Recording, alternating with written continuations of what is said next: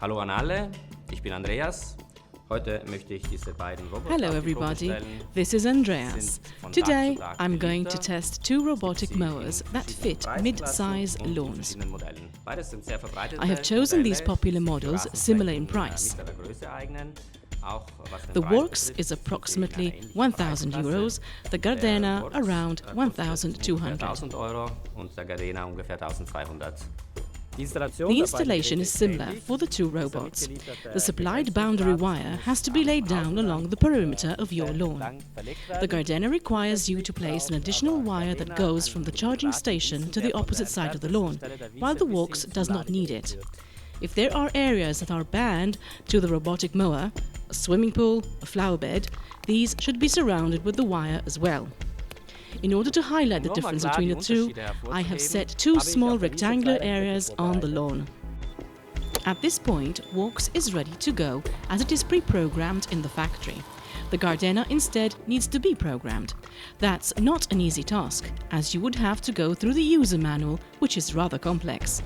The first thing you'll notice is the substantially different behavior of the two robots.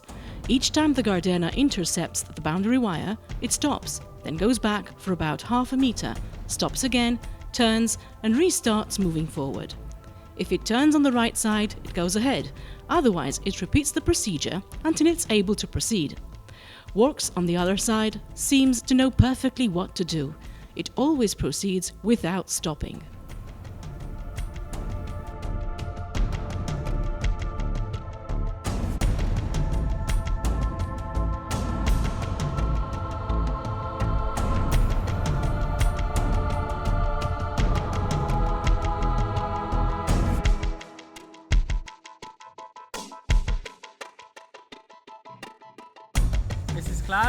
It is evident that the Gardena loses a lot of time each time it arrives at the perimeter. This means that compared to the Worx, it will take longer time to complete the job. So while Worx mowed the area within a short time, Gardena has struggled and missed some areas on the lawn. This is the reason why the Gardena is indicated for lawns up to 400 square meters, while the Worx is rated for surfaces up to 1,000 square meters. Of course, Worx will finish a 400 square meter area in much shorter time than the Gardena would. Thus, your lawn will be available for you to enjoy for a longer time. Another consequence of the behavior of Gardena is that by doing all this back and forth, it tends to wear the turf near the perimeter of the lawn. This is what Gardena owners complain on various blogs and online forums. To worsen the situation, the rear wheel slides on the grass every time the robot changes direction. Let's go back to the user interface. One thing that I really like of the Worx is the ability to vary the programming during the season by simply increasing or decreasing with these arrows. Just push this arrow and increase the work time by 10, 20, 30% or more. It does not rain and the grass grows slowly, just decrease the same way. With the Gardena, you rather need to pick up the manual and redo the whole programming of days and times. It is so complicated that I guess none ever will during the season. Now let's see how the two perform in different situations. Let's start with sloped terrain. The Gardena is unable to hold a straight line while crossing sloped terrain. It seems to overcompensate the inclination.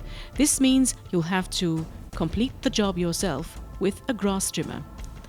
Worx doesn't seem to have any problems. Safety-wise, the two mowers are equivalent. They are both very safe. Blades are well inside the shape of the two robots, so that an accidental contact is not possible. Should someone lift the units, both blades will stop immediately. If your lawn is not a perfect rectangle, but instead has a swimming pool, flower beds, walkways plants and so on, it is important that the robot is able to move around easily. If your lawn has a passageway that connects two zones, with the Gardena there is no hope. The Worx instead is flawless. It always knows where to go and moves around with confidence. Gardena, on the contrary, remains trapped in the area where it is, and it ends up working the same area.